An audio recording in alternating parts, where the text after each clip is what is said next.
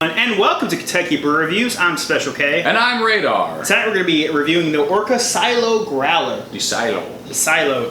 It's a very unique looking design, that's for sure. It looks like a tin can. It does. You can play some music on that. Go join the band. It's double lined.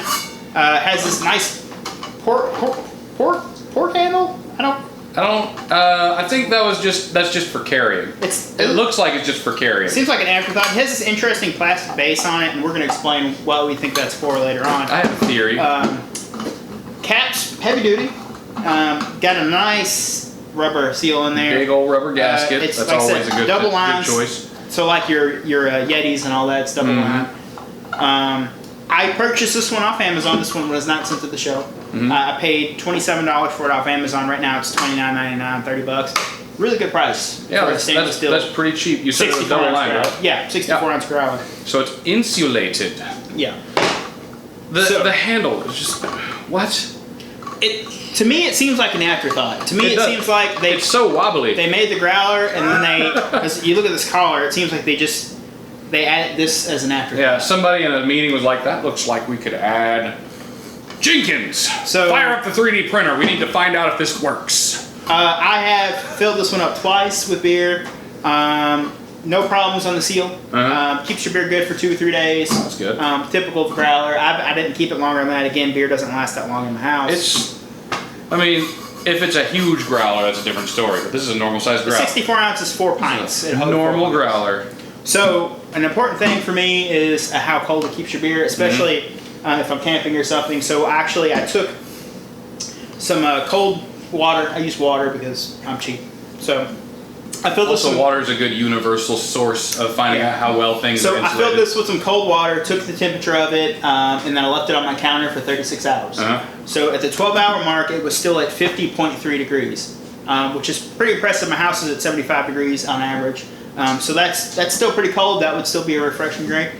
At 24 hours, it was only at 52.7. So it only raised a little over 2 degrees. That's really impressive as well. I'll accept that. And then at the 36-hour mark, it was at 56.2.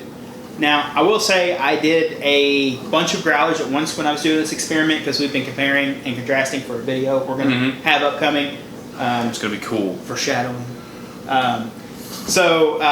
It did the best out of all the growlers as far as keeping your beer cold, which is impressive considering it is $20 to $30 cheaper than most of the growlers we reviewed on the show.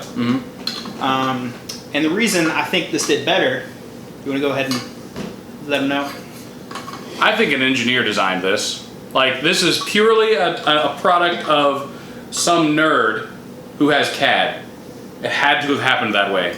So there's this big plastic thing on the bottom, and it raises, it's a little bit concave, I'm sorry. It's a little bit concave. So this plastic thing actually sits on the table. You don't actually have any contact with the container and the table. Then the plastic thing is attached via this crazy ass handle up here, and it's also got ribs, which I think is for heat dissipation. No. I really hope not. I really hope not. That's a personal problem. But I think that this ribbing is for heat dissipation from the inside to the outside. I'll bet you $1 that this has been like microplated with or electroplated with copper on the inside, and so it's got better conductivity on the inside than the outside. I'll bet you $1 because that's really good numbers. Yeah, like I said, it outperformed how many growlers? 7 other growlers we did. So as far as cold wise, like I said, I didn't leave the carbonation in there more than 3 days. But again, if you keep beer, regardless, if you keep beer in a growler for more than 3 days, it's probably not going to be good unless it's pressurized growler. It's still drinkable. It's still beer. It's just not going to be as good. Yeah, so like 3 to 4 days is the max you're going to keep something. Even it doesn't matter how good the growler is. If it's not pressurized, you don't want to go any longer than that. So what's the verdict? What do I rate this?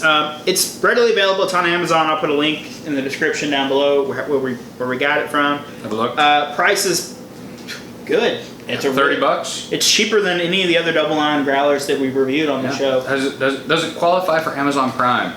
It does. I don't know about that shipping. It does. Really? Yeah. Okay. I wouldn't have bought it if it didn't. I'm cheap. Oh yeah, you have Amazon Prime. So I don't love the look, and I'm not a big fan of this handle because it's a little wobbly. It does look fugly. But it performs really well, and that being said, it's going to get an 8.5. I would still recommend this growler if you can get over the aesthetics of it. It does what it's supposed to do, and it works really well. It performs really well, and it's a good price. So what do you think, Radar? I agree with the 8.5. It's ugly, but it's ugly in a really interesting way. I like the way that it's ugly. It looks utilitarian. I appreciate that.